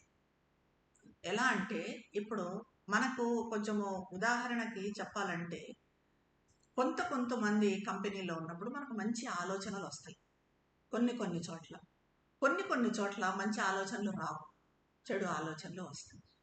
ఇప్పుడు వాతావరణంలో అంతా ఆలోచనలు, మనం ఒక పాజిటివ్ ఆలోచన చేసాము, అది చేసిన ఆలోచన మనలోనే ఉండిపోదు, దాన్ని మనం వాతావరణంలో వదిలిపెడుతున్నాం. అలాగే వేరే ఎవరో నెగిటివ్ ఆలోచనలు చేశారు, క్రిమినల్స్ ఉంటారు, రకరకాల మనుషులు ఉంటారు, నేరాలు చేసేవాళ్ళు, ఘోరాలు చేసేవాళ్ళు, వాళ్ళ ఆలోచనలు కూడా విశ్వంలో వదిలిపెడతారు, మన ఆలోచనలు వదిలిపెడతాం. మనకన్నా ఇంకో పాజిటివ్గా ఆలోచించే వాళ్ళు, ఋషులు, తపస్సులు, అవి ఆలోచనలు కూడా ఉంటాయి. ఇంకా ఘోరాలు చేసేవాళ్ళవి ఆలోచనలు కూడా విశ్వంలో ఉంటాయి. సో విశ్వమంతా ఆ విశ్వ వాతావరణంలోనే, యూనివర్సల్ అట్మాస్ఫియర్లోనే ఈ ఆలోచనలన్నీ ఉంటాయి. మనం దేనికి ఓపెన్ అయి ఉంటాము అన్న దాన్ని బట్టి ఉంది. అది ఈ ఆలోచనలు అన్నవి మనకు నెగిటివ్ థాట్స్ వచ్చినా అవి టోటల్గా మన నుంచి వచ్చేవే కాదు. ఇదొకటి మనం చాలా జాగ్రత్తగా ఉండాలి. అంటే అవి విశ్వ వాతావరణంలోంచి కూడా వచ్చి మనలోకి ఎంటర్ అవుతాయి. ఈ ఆలోచనలకు రంగు రూపము కూడా ఉంటుందని శ్రీ అరవిందులు అంటారు. మన థియోసఫిస్టులు కూడా ఇదే అంటారు, ఆలోచనల గురించి ఒక రంగు ఉంటుంది, వాటికి ఒక రూపం ఉంటుంది అని చెప్తారు. శ్రీ అరవిందులు విష్ణు భాస్కర్ లేలేతో కూర్చున్నప్పుడు ఆయన ఒక్కసారిగా శ్రీ అరవిందులు చూసి కూర్చోగానే ధ్యానం, కళ్ళు మూసుకొని ఆలోచనలను నువ్వు బయట నుంచి రావటం చూస్తావు, ఆ ఆలోచనలను వెంటనే తిప్పికొట్టు అంటే, అంతవరకు ఆలోచనలకు రూపం ఉంటుంది అని చెప్పి కూడా శ్రీ అరవిందులకు తెలియదు. మనం కూడా ఇప్పుడు నమ్ముతామా? ఇప్పుడు శ్రీ అరవిందులు చెప్పారు కాబట్టి నమ్ముతున్నాం. ఆలోచనలకు రూపం మనకు కనబడుతుంది, ఆలోచనలకు రూపం అన్నది కనిపించట్లేదు కదా. అలాగే కానీ శ్రీ అరవిందులు ప్రశ్నించలేదు గురువుని, విష్ణు భాస్కర్ లేలేని ప్రశ్నించలేదు. సరే నువ్వు ఆలోచనలు వచ్చినప్పుడు తిప్పికొట్టు అన్నారు. అయినా సరే అని కళ్ళు మూసుకున్నారు. ఆయన కళ్ళు మూసుకుంటే శ్రీ అరవిందులకి ఆశ్చర్యపోయేలా ఆలోచనలు ఒకదాని తర్వాత ఒకటి రావడం కనిపించింది, వాటి రూపం కూడా కనిపించింది. ఆలోచనలు ఎక్కడి నుంచి వస్తున్నాయి, ఎక్కడి నుంచి వస్తున్నాయి, ఎంటర్ అవుతున్నాయి ఆయనలోకి, ఇదంతా కూడా శ్రీ అరవిందులకు కనిపించింది. వెంటనే దాన్ని ఆయన తిప్పికొట్టి మనసు నిశ్శబ్దం చేసుకోవటము, ఆ నిర్వాణ స్థితి అన్నదాన్ని శ్రీ అరవిందులు 3 రోజుల్లో సాధించారు. ఇది సాధించటానికి విష్ణు భాస్కర్ లేలేని ఎవరినైతే గురువు అని అనుకుని శ్రీ అరవిందులు వెళ్ళి కూర్చొని సాధన కోసం ఇచ్చేశారో ఆయనకి ఎన్నో సంవత్సరాలు, 30 years పైన పట్టిందంట. ఆయన ఆశ్చర్యపోయినారు, శ్రీ అరవిందులకి 3 రోజుల్లో ఇలాంటి స్థితి ఎలా వచ్చింది అని చెప్పి. నేను నా ఆలోచనలను తిప్పికొట్టడం అన్నది చాలా కష్టమైంది, కానీ ఫలితం తొందరగా వస్తుంది అని. అది శ్రీ అరవిందులు చాలా సులభంగా చేయగలిగినారు. మనం అంత తొందరగా చేయలేము, మనం అలా ఎక్స్పెక్ట్ కూడా చేయకూడదు. ఆ రకంగా మనం చేయగలము, మనం అంత తొందరగా మనం సాధించగలము, ఎందుకంటే మనకు చాలా టైం పడుతుంది. కాబట్టి మనకు పేషెన్స్ ఉండాలి, ఓర్పు ఉండాలి, సహనం ఉండాలి. సాధనలో ఎట్లాంటి నిరుత్సాహము, నిరాశ లేకుండా అది బాగా ఉత్సాహంగా కంటిన్యూస్గా కొనసాగిస్తూ ఉండాలి. మన మనసును ఇలా 3 రోజుల్లో నిశ్శబ్దంగా మారచ్చునేమో అని ఎప్పుడు కూడా మనము ఎక్స్పెక్ట్ చేయకూడదు. మనసు అనేది జ్ఞానాన్ని కనుగొనేది మాత్రమే కాదు, అది అత్యుత్తమంగా ప్రతిబింబిస్తుంది. జ్ఞానం అనేది మనం అనుకుంటాం, మనసుతో మనం చదువుతాం బుక్స్, మనసుతో దాని గురించి ఆలోచిస్తాం. ఎంత ఆలోచించే కొద్దీ మనకు జ్ఞానం వచ్చింది అనుకుంటాం, కానీ మనసు జ్ఞానాన్ని ఇచ్చేది కాదు. జ్ఞానాన్ని ప్రతిబింబిస్తుంది, ప్రతిబింబింపది రిఫ్లెక్ట్ చేస్తుంది తప్ప పూర్తిగా జ్ఞానం అనేది మనకు మనసుతో రాదు. మన చైతన్యం పెరిగే కొద్దీ అసలు జ్ఞానం అంటే ఏంటి? ఏకతా జ్ఞానం. ఇతరులతో నువ్వు ఏకతను సాధించినప్పుడు, యూనిటీని సాధించినప్పుడు పొందే జ్ఞానం, అది మనకు మనసుతో ఎప్పటికీ కూడా రాదు. ఈ ఆలోచించే మనసులో ఒక భాగం మాత్రమే. ఇంతసేపు మన మనసుకు ఆలోచనలు అనుకుంటున్నాము, కానీ మనసుకు వేరేటివి కూడా ఉన్నాయి. ఈ ఆలోచించే మనసు అనేది ఒక భాగం మాత్రమే. మనకు ఇంకా భౌతిక మనసు అనేది కూడా ఉంటుంది. ఈ భౌతికం ఫిజికల్ మైండ్ అనేది ఉంటుంది. దాని గురించి చెప్తారు మదరు. ఇది ఏంటి అంటే భౌతిక జీవితంలో నిమగ్నమై ఉండే మనసు. మన భౌతిక జీవితంలో అంటే చాలా మటుకు ఈ భౌతిక మనసే ఇప్పుడు చాలా మటుకు మెజారిటీ మనుషుల్లో అంతా కూడా అదే ఉంటుంది, భౌతిక మనసే. ఏంటంటే ఈ భౌతిక మనసు అంటే, ఇప్పుడు మనము మనసు అంటే జ్ఞానం కాదు అనుకున్నాము. చాలా మటుకు ఆలోచనలు ఇప్పుడు బుక్స్ చదవటము దాని గురించి చేసేది, అది కొంచెం డెప్త్ ఉన్న మనసు. భౌతిక మనసు అంటే ఏంటంటే చేసిన విషయాలనే పదే పదే ఆలోచిస్తూ ఉంటాం. చూడండి, చేసిన విషయమే ఆలోచిస్తాము. రెగ్యులర్ యాక్టివిటీస్ ఒకటి చేసింటాం, మరే చేసామా లేదా మళ్ళీ అనుమానం వస్తుంది, మళ్ళీ పోయి చూసుకుంటాము. ఇంకా ఈ రకంగా డైలీ యాక్టివిటీస్ ఏవైతే ఆలోచిస్తామో మనము, అది దాన్ని భౌతిక మనసు. ఇది ఎలా ఉంటుందంటే దీని ప్రపంచమంతా, ఈ భౌతిక మనసు ఫిజికల్ మైండ్ అనే దాని ప్రపంచమంతా భౌతిక అవసరాలు, భౌతిక కోరికలు. మన శరీరానికి ఏం అవసరాలు అంటే మనం ఏం తినాలి, ఏం ఎక్సర్సైజ్ చేయాలి, ఎప్పుడు పడుకోవాలి, వీటి చుట్టూ తిరుగుతూ ఉంటుంది. దీన్ని ఫిజికల్ మైండ్ అంటాం మనం. మన కోరికలు, మనకేం కావాలి, ఏది పొందాలనుకుంటున్నాము, మన కోరికలు, వీటి చుట్టూ తిరిగేది భౌతిక మనసు. దీనికి ఆలోచనలు ఉండవు. ఆలోచించడము, ఆ డీప్గా ఆలోచించడం అనేది ఉండదు దీనికి సూక్ష్మమైన సెంటిమెంట్లు, భావోద్వేగాలు కూడా ఈ ఫిజికల్ మైండ్కు ఉండవు. కానీ ఎప్పుడూ అది మన భౌతిక ఉనికిలోనే, మన పరిధిలోనే తిరుగుతుంది. నాకు ఇది కావాలి, నేను ఇది చేయాలి, ఇది తినాలి, ఇది మాట్లాడాలి, ఈ పనులు చేయాలి, ఇదంతా కూడా భౌతిక మనసే. మనకిప్పుడు ఎలా అంటే ఒక అనుమానం వస్తుంది, ఒక ఆలోచన వస్తుంది, దాన్ని వాదిస్తాము, దాన్ని తోసిపుచ్చుతాము, దాన్ని వదిలించుకుంటాము. కొంత సమయం తర్వాత మళ్ళీ తలెత్తుతుంది. అనుమానం వస్తుంది ఒకటి, దాన్ని రకరకాలుగా వాదిస్తాము, అవతల వాళ్ళు ఏదో సర్ది చెప్తారో మనకు మనమే సర్ది చెప్పుకుంటాము. మళ్ళీ తర్వాత మళ్ళీ వస్తుంది, కొంత టైం అయిపోయిన తర్వాత మళ్ళీ అదే అనుమానం వస్తుంది, జరుగుతుందేమో మనం అనుకున్నది అలాగే అవుతుందేమో. ఇది ఫిజికల్ మైండ్.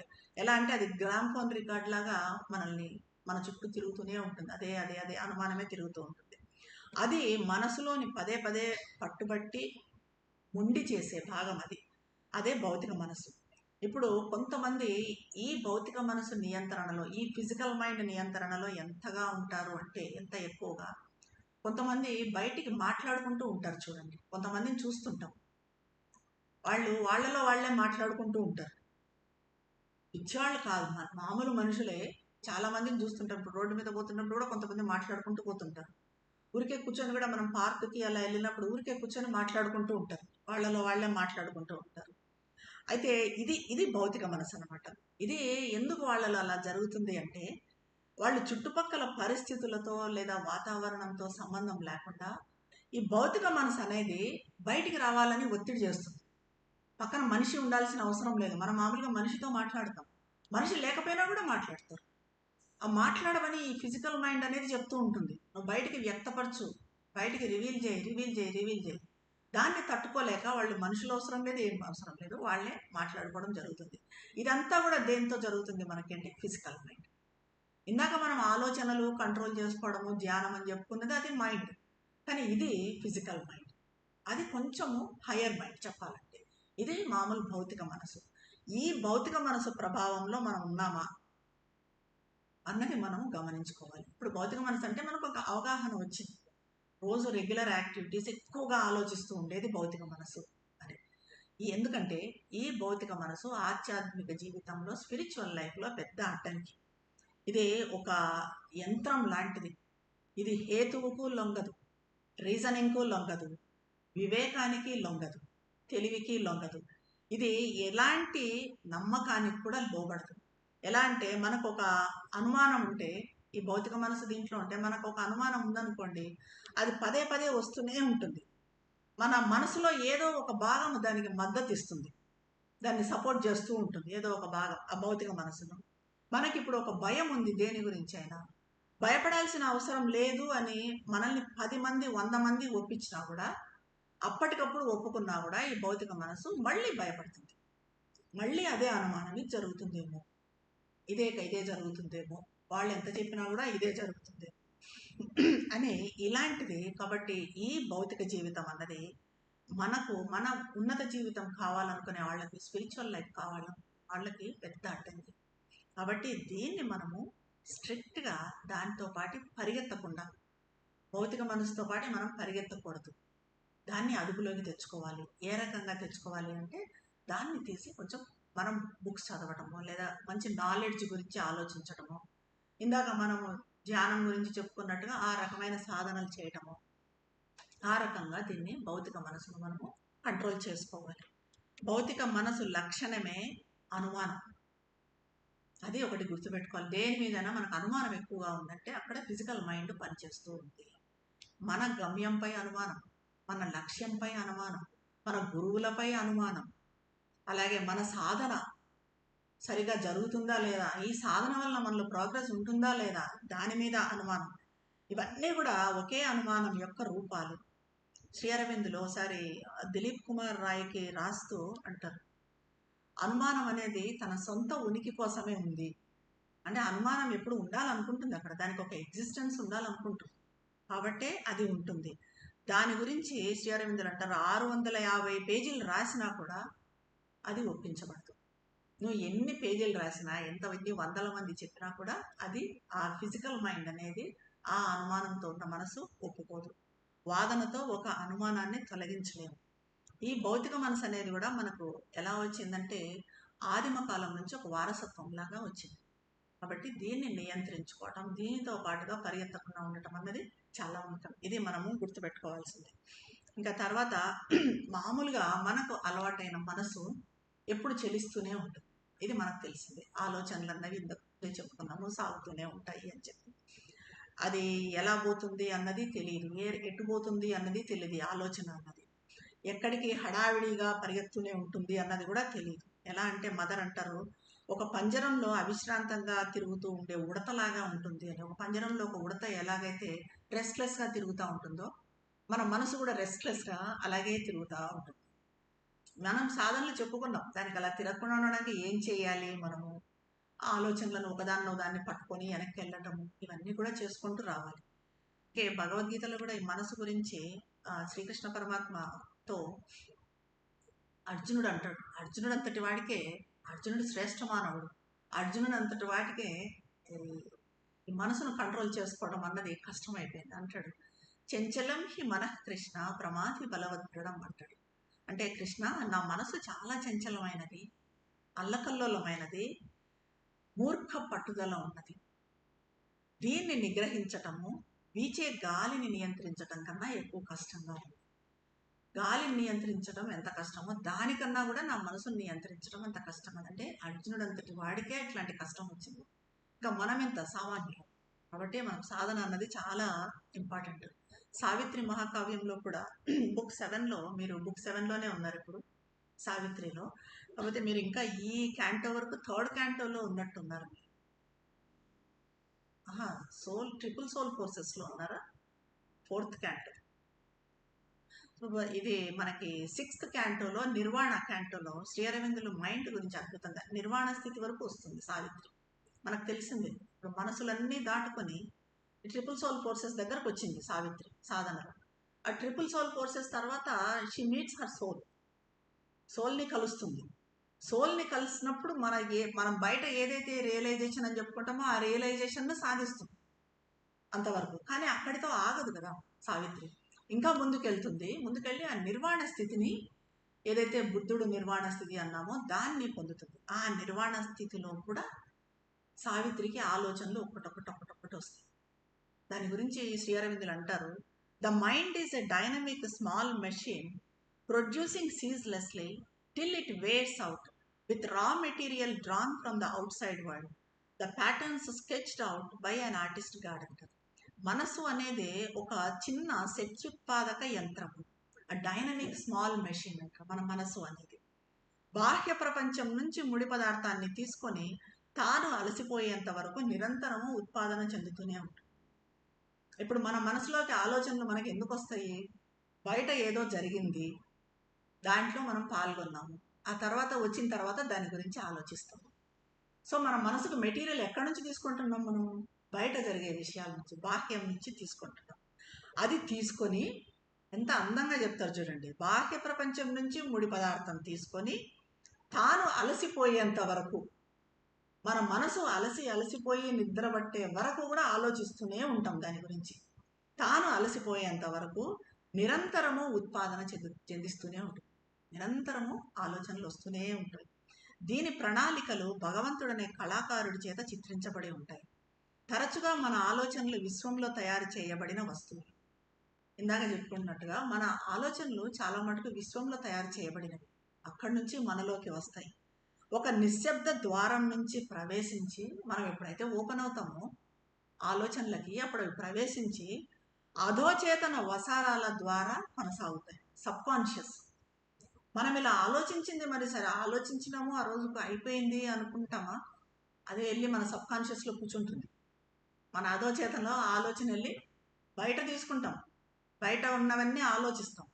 కొన్ని ఆలోచించి ఆ రోజుతో అది అయిపోతుంది, ఆ రోజు ఆలోచించేందుకు లేదు, మన సబ్ కాన్షియస్లోకి వెళ్ళిపోతుంది, అక్కడ ఫిక్స్ అవుతుంది సబ్ కాన్షియస్లో. కొద్ది కాలం తర్వాత కాలం అనే వ్యాపార కేంద్రంలో సొంతంగా తయారైనట్టుగా వస్తాయి. కాలం గడిచే కొద్దీ అదేవో సొంతంగా ఆ వ్యాపార కేంద్రం నుంచి సొంతంగా వచ్చినట్టుగా ఆలోచనలు వస్తాయి. మనం అనుకుంటాం మన ఆలోచనలు, దీనికి అంతా వెనక బ్యాక్గ్రౌండ్ అంతా ఇది ఉంటుంది అనమాట. ఈ రకంగా ఆలోచనలు వస్తాయి. ఈ ఆలోచనలు ఒక జీవించే వ్యక్తి ముద్రను కలిగి ఉంటాయి కాబట్టి సొంతంగా కనిపిస్తాయి మనకు. ఎందుకంటే మన ముద్ర, మనం ఆలోచించాము అన్నది అక్కడ ఉంటుంది. బయట నుంచి వచ్చిన ఆలోచనలు సబ్ కాన్షియస్లోకి వెళ్ళి మన ద్వారా వస్తున్నాయి కాబట్టి అవి మనమే ఆలోచనలని మన ముద్రను కలిగి ఉంటాయి. కాబట్టి ఇంత బ్యాక్గ్రౌండ్ ఉంది మన ఆలోచనలకి. కాబట్టి ఇలాంటి మనసును మనము మన సాధనకు అనుగుణంగా ఉన్నత చైతన్యానికి తెరుచుకునేట్టుగా, ముఖ్యంగా ఇంతవరకు ఆలోచనలను నియంత్రించుకోవడం అని చెప్తాను, మరి హయ్యర్ కాన్షియస్నెస్కి తెరుచుకునేట్టుగా మన మనసును ఎలా చేయాలి? మనకు కావాలి ఉన్నత చైతన్యం, మనం అందుకోవాలి మనసు ద్వారా. ఏం చేయాలి దానికి అన్న దానికి కొన్ని సాధనలు చెప్తారు మదరు. మొదటిది ఏకాగ్రత శక్తిని సాధించడం, కాన్సన్ట్రేషన్ డెవలప్ చేసుకోవాలి. దేని మీదైనా మనసు ఇప్పుడు చంచలంగా అటు ఇటు పరిగెత్తనీయకుండా ఒక వస్తువు మీద, ఒక భావం మీద ఇలా నిలపాలి. అంటే మనం ఇప్పుడు ఏదైనా పని చేస్తున్న పని మీదనే పూర్తిగా ఏకాగ్రత, మధ్యలో ఆలోచనలు వచ్చినా కూడా పట్టించుకోకుండా పూర్తి ఏకాగ్రతగా, పూర్తి పరిపూర్ణంగా, పక్కకు చెదరకుండా చేయాలి. దీన్ని మామూలు పనులు కూడా మనం ఏకాగ్రతతో చేస్తూ ఏకాగ్రతను డెవలప్ చేసుకోవచ్చు. మనం ఒకసారి మనల్ని మనం అబ్జర్వ్ చేసుకుంటే మార్నింగ్ లేచినప్పటి నుంచి రాత్రి పడుకునే వరకు మనం ఏకాగ్రతతో చేసే పనులు చాలా తక్కువ ఉంటాయి. అన్ని హాఫ్ కాన్షియస్తో, సబ్ కాన్షియస్తో, లేకపోతే అన్కాన్షియస్గా కూడా చేసేస్తూ ఉంటాం. చాలా పనులు మనం బ్రష్ చేసుకోవడం కానీ, టిఫిన్ చేయడం కానీ, వాటి మీద ఏమి ఏకాగ్రత ఇదంతా పెట్టాం. టకటక అది అలవాటు అయిపోయిన పనులు కదా, అలవాటు ప్రకారంగా అలా చేసుకుంటూ వెళ్ళిపోతాం. ఈ రకంగా చేసుకోవడం వల్ల ఏమవుతుందంటే మనలో ఏకాగ్రత పూర్తిగా లోపిస్తుంది. కాబట్టి ఏ పని చేసినా కూడా పూర్తిగా ఏకాగ్రతతో చేయడం నేర్చుకోవాలి. ఆ తర్వాత మనలో ఏకాగ్రత పెంచడానికి కొంచెం డెప్త్ ఉన్న బుక్స్ చదవడం అన్నది చాలా చాలా ఉపయోగపడుతుంది ఏకాగ్రతను పెంచడానికి. ఎందుకంటే మనం చదివింది అర్థం చేసుకోవాలంటే దాని మీద కాన్సన్ట్రేట్ చేయాలి, కాన్సన్ట్రేషన్ పెట్టాలి. కాబట్టి ఆ బుక్స్ చదవడం ద్వారా ఈ రకంగా మనలో మొట్టమొదటి పాయింట్ ఏంటంటే ఏకాగ్రతను పెంచుకోవాలి. అది రెండవది మనసును మృదువుగా చేయటం, సాఫ్ట్గా, సరళంగా చేయటం మనసును. అంటే అది ఎలా అంటే మనము సామాన్యంగా ఏకపక్షంగా ఆలోచిస్తాం. ఏదైనా మన ఆలోచన ఉంది, మనమే కరెక్ట్ అంటాం. ఇప్పుడు మనము ఇంకొకరు ఏదైనా ఆలోచన చేసి ఒక వాదనకు వచ్చినప్పుడు మనదే కరెక్ట్ అని అంటాం. మనదే కరెక్ట్ అంటాము, మనదే కరెక్ట్ అని ఆలోచిస్తాం. ఒకవేళ బయటికి వాదించలేకపోయినా, అవతల వ్యక్తితో వాదించడం మనకి ఇష్టం లేకపోయినా మనదే కరెక్ట్ అన్నట్టుగా మనం ఆలోచిస్తాం. ఆ రకంగానే ఎప్పుడు ఉంటాం. అలా కాకుండా, అలా ఉంటే ఒకవేళ మనం నూతిలో కప్పల్లాగా ఎక్కడున్న వాళ్ళం అక్కడ ఉండిపోతాం.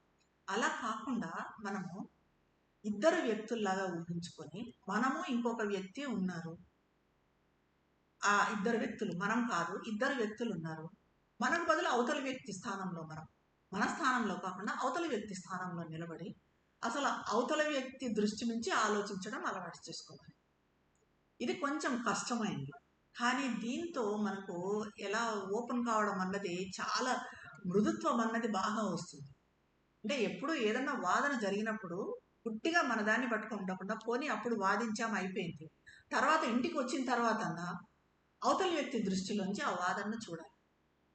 చూసినప్పుడు అది ఏంటి కరెక్ట్ అన్నది మనకు అర్థమవుతుంది. ఇద్దరు వ్యక్తులు అక్కడ చేస్తున్నారు, నేను కాదు అని అనుకున్నప్పుడు మనం ఇచ్చే నిర్ణయమే, మన జడ్జిమెంటే వేరేగా ఉంటుంది. ఈ రకంగా చేసుకుంటూ వచ్చినప్పుడు మనకు ఒక మృదుత్వం అన్నది వస్తుంది. వేరే వాళ్ళని యాక్సెప్ట్ చేయటం కానీ, మన మనసు మృదువుగా తయారు కావటం, ఇవన్నీ జరుగుతాయి. ఇది మనసును మృదువుగా చేయటం. ప్రతి సిద్ధాంతాన్ని, ఇంకోటి కూడా చెప్తారు, మనసును మృదువుగా చేయాలంటే మనం ఒక సిద్ధాంతాన్ని పట్టుకొని దానికి వ్యతిరేక సిద్ధాంతాన్ని తయారు చేయాలి. ఏ సిద్ధాంతం అయితే మనం పెట్టుకున్నామో దానికి వ్యతిరేక సిద్ధాంతాన్ని కూడా తయారు చేయాలి. రెండింటిని పెట్టాలి. రెండింటిలో ఏది కరెక్ట్, నేను తయారు చేసింది ఇదని అనుకోకూడదు. రెండు సిద్ధాంతాలు ఉన్నాయి, ఏది కరెక్ట్, ఇది మన అవగాహనకు ఏది సరిగ్గా ఉంటుంది. ఆ రకంగా చేసినప్పుడు మనకు మనసు మృదువుగా ఉంటుంది. ఇంకా ఇంకొకటి, మానసిక వ్యక్తిత్వాన్ని నిర్మాణం చేయటం అంటారు మదర్. ఇండివిజువలైజ్ కావటం, మన ఇండివిజువాలిటీని నిలబెట్టుకోవటం, అది చాలాసార్లు చాలా చాలా ఇంపార్టెంట్ అని చెప్తారు మదర్. ఎందుకంటే ఎప్పటికీ మనం లాగానే ఉండాలి. మనం ఎప్పుడు అవతలి వాళ్ళ ప్రభావంలో పడతాం. ఇప్పుడు ఒకరితో మాట్లాడినప్పుడు ఒక రకంగా వాళ్ళు మాట్లాడింది కరెక్ట్ అనిపిస్తుంది మనకు, ఇంకా తర్వాత ఇంకొకరి దగ్గరికి వెళ్ళినప్పుడు వాళ్ళు మాట్లాడింది కరెక్ట్ అనిపిస్తుంది. ఎవరితో ఉంటే, ఏ కంపెనీలో ఉంటే ఆ కంపెనీ ప్రభావంలో, వాళ్ళ ప్రభావంలో మనం పడతాం. అలా కాకుండా మన వ్యక్తిత్వాన్ని గట్టిగా మనము స్థాపించుకోవాలి. మన వ్యక్తిత్వాన్ని స్థాపించుకున్నప్పుడు బయట నుంచి వచ్చే వ్యతిరేకతలను కూడా తట్టుకొని నిలబడగలుగుతాం. ఇప్పుడు ఎక్కడికన్నా నెగిటివ్ ఎక్కువ ఉన్న కంపెనీలోకి వెళ్ళాము, మనము మనుషుల్లోకి వెళ్ళాము, అక్కడికి వెళ్ళినప్పుడు మన వ్యక్తిత్వం అనేది మనం నిలబెట్టుకోకపోతే వెంటనే వాళ్ళ దాంట్లోకి పడిపోతాం, వాళ్ళ ప్రభావంలోకి పడిపోతాం. మనం కూడా ఆ రకమైన నెగిటివిటీలోకి ఎంటర్ అయిపోతాం. సో అలా కాకుండా మన వ్యక్తిత్వాన్ని మనం నిలబెట్టుకునే ప్రయత్నం చేయాలి. మనం ఎప్పుడూ స్వయంగా మనమే అవ్వాలి, కానీ మనకు తెలియకుండానే ఒక తాదాత్మ్యత చెందుతుండే బూటకపు ఆత్మగా ఉండకూడదు.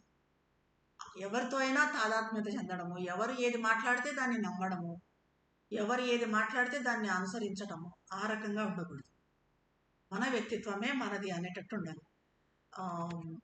మదర్ చాలాసార్లు చెప్తారు దీని గురించి, ఇండివిజువలైజేషన్ గురించి. మదర్ అంటారు, వ్యక్తి శీలంలో కనీసం 99 వంతులు మృదువైన వెన్నతో తయారైంది. మనదంతా ఎలా ఉంది, మన క్యారెక్టర్ అంటే మృదువైన వెన్నలాగా ఉంటుంది అంటారు మదర్. దాని మీద ఒక వ్యక్తి తన బొటన వేలును అద్దితే ఒక ముద్ర పడుతుంది. వెన్న మీద అంతే కదా, ఎవరైనా ఒక ముద్ర అట్లా వేలు పెట్టారంటే అది కరెక్ట్గా ముద్ర పడుతుంది. ప్రతిదీ అంటే మనము వ్యక్తం చేయబడిన ప్రతి ఆలోచన, చదివిన వాక్యము, చూసిన ఒక వస్తువు ఫలానా వాడేం చేస్తున్నాడనే పరిశీలన, మనం చదివిన వాక్యం కానీ, మనం మాట్లాడిన మాట కానీ, మన పక్కింటి వాడు ఏం చేస్తున్నాడు అనేది కానీ, వాళ్ళ పక్కింటి వాళ్ళ సంకల్పము, ఈ పోలికలు, ఇవన్నీ కూడా బొటనవేలు. ఇవన్నీ మన మీద ముద్రలేస్తుంటాయి. పోల్చుకోవటం కానీ, వాళ్ళ మాటలు, వాళ్ళ ఆలోచనలు, వాళ్ళంటే ఏ రకంగా మనల్ని ఇన్ఫ్లుయెన్స్ చేస్తున్నారు, ఇవన్నీ కూడా బొటనవేలు ముద్రలే. కాబట్టి వీటన్నింటి నుంచి ఇవే మనకి సంఘర్షణకు కారణమవుతుంది. చాలా మటుకు మన కాన్ఫ్లిక్ట్స్ చూడండి పోలికతోనే వస్తాయి, కంపేర్ చేసుకోవడంతోనే వస్తాయి. వాళ్ళ పిల్లలు వాళ్ళని బాగా చూసుకుంటున్నారు, మన పిల్లలు మనల్ని సరిగా చూసుకోవటం లేదు. వాళ్ళ పిల్లలు ఎక్కువ సంపాదిస్తున్నారు, మన వాళ్ళు సంపాదించడం లేదు. మనకి వాళ్ళకి అన్ని పరిస్థితులన్నీ బాగా సుఖంగా అన్ని రకాలుగా బాగున్నారు వాళ్ళు, మనకు అన్ని సమస్యలు ఉన్నాయి. ఈ రకంగా మనము పోల్చుకోవటము, ఈ కంపేర్ చేసుకోవడంతోనే ఇవన్నీ కూడా మనకు వచ్చే సంఘర్షణలు, మన సమస్యలు కూడా. కాబట్టి మన వ్యక్తిత్వాన్ని మనం నిలబెట్టుకోవాలి. మనలో ఉండేది మనలో ఉంది, మనమే అంతే. మనం ఏంటి, మనము శ్రీమాత సాధన చేస్తున్నాము అంతే. మనకు కావాల్సింది ఏంటి, మన లక్ష్యం ఏంటి, శ్రీమాత చైతన్యం మనం ప్రవేశించడం, దాన్ని చైతన్యాన్ని అందుకోవడం. ఇంకా ఎవరు ఎన్ని మాట్లాడినా కూడా మన గమ్యం అదే, మన లక్ష్యం అదే. ఇంకా వేరేటివన్నీ కూడా సెకండరీ. ఈ పోలికలు, ఈ కంపారిజన్లు ఇవన్నీ మనకు అవసరం లేదు. పిల్లలు ఎలా ఉంటారు, వాళ్ళ పిల్లలు ఎలా ఉన్నారు, మన పిల్లలు ఎలా ఉన్నారు, వాళ్ళ ఆరోగ్యం ఎట్లుంది, మన ఆరోగ్యం ఎట్లుంది, వాళ్ళ ఆర్థిక స్థితి ఎలా ఉంది, మన ఆర్థిక స్థితి ఎలా ఉంది, ఇవన్నీ మనకు అవసరం లేదు. ఎవరిది వాళ్ళకే ఉంటుంది. కాబట్టి ఇది వ్యక్తిత్వాన్ని నిలబెట్టుకోవడం అంటే ఇది చాలా ముఖ్యమైనది. ఇంకా తర్వాత హేతు బుద్ధిచే శాసించబడాలి. హేతుబుద్ధి అనేది డెవలప్ చేసుకోవాలి. మనం హేతుబుద్ధి గురించి ఒక సెషన్లో కూడా మాట్లాడుకుంటాం, చాలా ఇంపార్టెంట్. హేతుబుద్ధి అనేది మామూలుగా హేతుబుద్ధిని బియాండ్ హేతువు వెళ్ళాలి అంటారు. ఇప్పుడు సావిత్రి అదే చేసింది. సావిత్రి సాధనలో రీజనింగ్ దాటి వెళ్ళిపోయింది. అది ఎప్పుడు అంటే అది చాలా హై స్టేజ్లోకి వెళ్ళినాం. మనకి ఇప్పుడు ప్రస్తుతము ఈ మంచి చెడులు ఇవన్నీ తెలియాలంటే, ఏది మనం ఫాలో కావాలి అని తెలియాలంటే హేతుబుద్ధి అనేది, రీజనింగ్ అన్నది తప్పనిసరిగా ఉండాలి. అంటే రీజనింగ్ అంటే ఏదైనా మనకు గబాలను కోపం వచ్చింది ఎవరి మీదన్నా, ఇది కోపం మీద రావడం అవసరమా, ఈ కోపం వల్ల ఎవరికి నష్టము, అవతల వాళ్ళకి నష్టమా, నాకు నష్టమా, నాకు నేను క్రింద ఓడిపోతున్నాను ఈ కోపం తెచ్చుకోవడం వల్ల. ఇది హేతుబుద్ధి. ఈ రకంగా ఆలోచించడం, ప్రతిదాన్ని వివేచించడం, ఈ రకమైన హేతుబుద్ధిని డెవలప్ చేసుకోవాలి. ఇంకా తర్వాత మన భావము ఊహల మీద మనకు అధికారంగా ఉండాలి. ఎందుకంటే మామూలుగా మన లోపలి ఆలోచనలు, అనుభూతులు బాహ్యంలో సంబంధించినంత వరకు హానికరమైనవి కాదని మనం అనుకుంటాం. అదే ఇప్పుడు మన ఆలోచనలు, మనం ఏదో ఆలోచన చేస్తాం, భావన చేస్తాం, ఊహ అనుకుంటాము, అవి పాజిటివ్ అయితే పర్వాలేదు, కానీ నెగిటివ్ అయితే అవి డెఫినెట్గా బయట వాతావరణాన్ని కూడా డిస్టర్బ్ చేస్తాయి. కాబట్టి మనం ఏదైనా ఆలోచించినా, ఏదైనా ఊహ చేసినా, భావన చేసినా, మన లక్ష్యం ఫలానాది అని పెట్టుకున్న ఫలాన్ని మనకు కావాలనుకున్నా చాలా జాగ్రత్తగా ఉంటుంది. ఇందాక మనం చెప్పుకున్నట్టుగా మన ఆలోచనలు అనేవి మనలో ఉండేవి కాదు, విశ్వంలో ప్రయాణం చేస్తాయి. అప్పుడు మనము నెగిటివ్ ఆలోచనలు చేసామనుకోండి ఎప్పుడో ఒకసారి, అది ఏమవుతుంది, మనం పొల్యూట్ చేసినట్టు అయిపోతుంది అట్మాస్ఫియర్. అది మన లక్ష్యం కాదు కదా. కాబట్టి ఆ బలహీనతలోకి పడిపోకూడదు.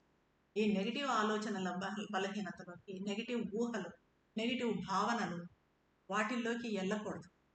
ఏదైనా మనకు అలాంటి నెగిటివ్ వచ్చినాయంటే వెంటనే టర్న్ ఇంటూ పాజిటివ్. ఎప్పుడు మనం సాధ్యమైనంత, ఎందుకంటే మనం మామూలు మనుషుల్లాగా ఉండటం లేదు. మామూలు మనుషుల లక్ష్యం కాదు మనది చాలా ఉన్నత లక్ష్యం పెట్టుకుని యోగం చేస్తున్నప్పుడు ప్రతి నిమిషం మనం జాగ్రత్తగా ఉండాలి, ప్రతి విషయంలో జాగ్రత్తగా ఉండాలి, మన ప్రతి ఆలోచనలో కూడా జాగ్రత్తగా ఉండాలి. ఈ రకంగా మంచి ఆలోచనలను వాతావరణంలోనికి పంపటానికి, మంచి ఊహలను, నిరాశ కలిగించేవి కాకుండా మనం ఒకటి గుర్తుపెట్టుకోవాలి, మనం డిప్రెస్ అయ్యామనుకోండి దేని గురించి అన్నా, దాన్ని బయట వాతావరణంలోకి వదులుతుంటాం. ఆ డిప్రెషన్ అనేది మనలోనే ఉండటం లేదు. మరి ఇది తప్పు కదా. వాతావరణాన్ని మనము పాడు చేయడం అన్నది, ఈ డిప్రెషన్ ఎవరో ఆ డిప్రెషన్తో ఉన్న వాళ్ళలోకి ఎంటర్ అయిపోతుంది. వీక్ మైండెడ్ ఉంటారు, వాళ్ళు ఓపెన్ అయి ఉంటారు, మన డిప్రెషన్ వాళ్ళ డిప్రెషన్లోకి ఎంటర్ అయిపోతుంది. అట్ ద సేమ్ టైం మనము వీక్గా ఉండి డిప్రెసివ్గా అట్లా ఓపెన్ అయ్యామంటే వాళ్ళ డిప్రెషన్ మనలోకి వస్తుంది. సో ఇదంతా కూడా ఏంటి, మనం ఓపెన్ కాకుండా, అలాంటి వాటికి ఓపెన్ కాకుండా పాజిటివ్ వాటికి ఓపెన్ కావాలి. అట్ ద సేమ్ టైం మనం వదిలిపెట్టడం కూడా పాజిటివ్గా వదిలిపెట్టాలి. నేచర్లోకి ఎప్పుడూ పాజిటివ్ ఆలోచనలే వదిలిపెట్టాలి తప్ప నెగిటివ్ ఆలోచనలు అనేవి వదలకూడదు.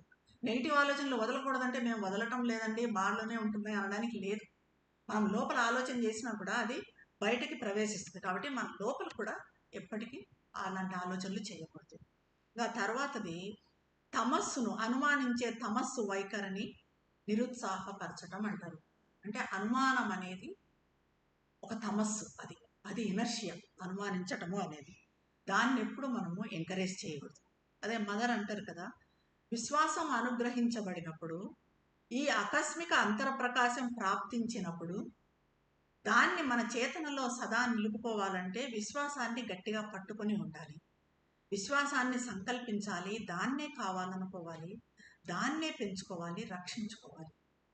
మనకు విశ్వాసం మదర్ ఏదో అనుగ్రహించారు, కానీ మనం అనుమానపడ్డామను, మన తమస్సు అనుమానంతో ఉంది, తమస్సుతో ఉన్నాము, అనుమానపడ్డాము, అప్పుడు ఏమవుతుంది, అది వచ్చింది కూడా వెనక్కి వెళ్ళిపోతుంది. కాబట్టి ఆ విశ్వాసాన్ని గట్టిగా పట్టుకొని ఉండాలి. మనం ఏదైనా విశ్వాసం, మనకి ఏది జరిగినా కూడా మదర్ చూసుకుంటారు, ఒకవేళ మనకు అది అప్పుడు చెడు అనిపించింది, తర్వాత ఏమైనా మంచిగా పరిణమిస్తుందేమో, మనకేదో నేర్పించడానికి మదర్ అది చేశారేమో. అమ్మ పూర్తి విశ్వాసంతో గట్టిగా మదర్ని పట్టుకున్నప్పుడు మనకి తమస్సు అనుమానము అనేది, ఈ తమస్సును పూర్తిగా వదలగొట్టుకున్నప్పుడు పూర్తిగా కూడా మనం మదర్ అనుగ్రహంలోకి వెళ్తాం. దాన్ని కాబట్టి ఆ విశ్వాసాన్ని పెంచుకోవాలి. ఇంకా అలాగే మనసు ఆరోహణోద్యమంలో అనేక దశలు ఉన్నాయి. మనకి ఇప్పుడు మనసు గురించి శ్రీ అరవిందులు అన్ని స్థాయిలు వేరే ఎవరు చెప్పలేదు, వేరే ఏ యోగులు చెప్పలేదు, ఏ ఫిలాసఫీలో మనకు కనిపించదు, ఇది ఏ యోగంలో కనిపించదు. Mind, higher mind, illumined mind, intuitive mind, ఇవన్నీ దశలు చెప్పారు. ఈ దశలను మనము ఒకటొక్కటి అందుకునే ప్రయత్నం చేయాలి. నెమ్మదిగా మనం ఇవన్నీ సాధనలు చేసుకుంటూ పోయే కొద్దీ నెమ్మదిగా హయ్యర్ మైండ్లోకి ఎంటర్ అవ్వాలి. ఆ తర్వాత ఇల్యూమైండ్ మైండ్, తర్వాత ఇంట్యూటివ్ మైండ్. ఇవన్నీ మనసులు మనలోనే ఉన్నాయి, మనం ఎక్కడో పైన ఉన్నాయి దాన్ని పట్టుకొని ఎక్కాలనేది కాదు, దాన్ని బయటికి తీయడమే మనం చేయాల్సింది. సూపర్ మైండ్తో సహా అంతా మనలో ఉంది.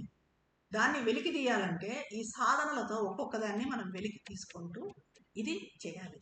సో ఈ రకంగా మనము ఈ సాధనలతో మన మనసును ఏ రకంగా పరివర్తన చెందించాలి, ఏ రకంగా శుద్ధి చెందించాలి, మన ఆలోచనలను ఏ రకంగా నియంత్రించుకుంటూ మనసును ఉన్నత చైతన్యం వైపు ఏ రకంగా ఓపెన్ చేసుకునేటట్టు ఉండాలి అని సాధనలన్నీ చేసుకుంటూ ప్రయత్నం చేద్దాం. అప్పుడు మనము ఇలా మన మనసును మదర్ సంకల్పానికి, ఉన్నత సంకల్పానికి తెరుచుకున్నట్టుగా చేసినప్పుడు మదర్కి సాధనంగా తయారవుతుంది.